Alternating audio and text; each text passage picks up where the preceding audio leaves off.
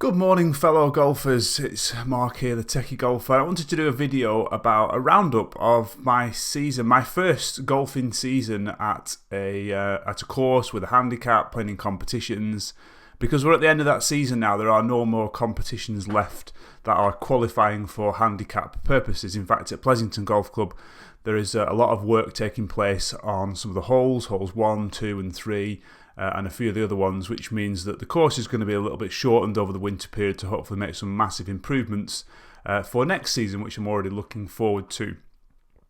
So as it was my first season of golf, I wanted to just sort of round up what my goals were, what I achieved, my thoughts, etc. in a short video for you all. Hopefully you might find it interesting and learn something if you're in a similar position to me. So I started off this year, towards the end of last year, where I joined the golf course Pleasanton, and I was given a handicap of 17. Much to the disappointment of many people that I played with, I must admit, the number of times I've been told that you don't play to your handicap and it's not fair, it kind of gets a bit draining, to be honest, which is a little disappointing, but that's what I was given and that's what I was playing against. And gradually that's come down all the way throughout the summer. Now granted, we had a very strange summer of golf with the COVID crisis that we're currently all living with at the moment, with the golf course closed for I think it was around 2.5 months. So we missed a lot of golf in terms of a lot of competitions to try and improve. But and we've still got a lot of restrictions on the golf course in terms of you can't have the flag out, you can't touch the flag, there's no bunker rakes, obviously social distancing, etc. So things are a little bit different to perhaps what they normally would have been. But anyway, I've managed to get down to a handicap of 12.8, which I'm actually super proud of. My goal for this year was to actually get to single figures. And who knows, without those 2.5 months that we missed, maybe I would have got there. But I think to get to 12.8, a playing handicap of 13, is a pretty decent effort, which I'm quite pleased with. And I'm confident that I can get down to single figures, hopefully next year or maybe the year after, we'll see. It does get more difficult, obviously, the further down the handicap scale you go. So we'll have to see how that goes. So in terms of my handicap, I feel like I am struggling to get any lower. I've actually been at about 12, I think I've got down to 12.5, and that was probably about a month ago, and I'm struggling to get any lower. Although I don't feel as though I'm playing particularly bad, I actually feel as though I'm playing better than that, and I'm playing good golf, but I'm not good scoring, which is something I really need to work on.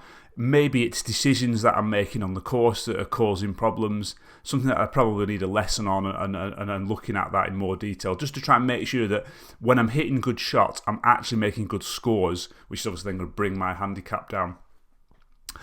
What I did want to say was that I am still using an off-the-shelf package set of golf clubs, except my putter, which I did a video about when I actually got my putter, which is just an off-the-shelf package set. I've not been fitted for any clubs. I think it was £300 for a driver, a 3-wood, a hybrid, 6, 7, 8, 9 pitching wedge and a sand wedge, and I actually had an old lob wedge in my bag that I've put in there as well. So what I want to say is it goes to show you do not need to spend a fortune on golf clubs to be able to get down to a reasonable handicap. Now, granted, will a new set of golf clubs make me a better player? It probably will. I don't think it'll make me worse. If I get fit for a set, that's going to help my golf. I'm positive about that. Is it going to make a huge difference? Probably not. It's more the swing and your game itself that makes all that difference. But I did change the putter. I wanted to make sure I had a good putter. I had a putter fitting, and I'm really pleased with the putter I got. I made some good strides in that. Also had an aim point lesson, so I'm now using aim point on the course, which has really helped me try and get the breaks of the putts, and certainly made my putting much better. So let's have a look at some of the statistics, if I can say that, of my rounds. So these are based on 33 rounds. So I've obviously had 33 competitions, which actually seems quite a lot considering we missed a lot of golf.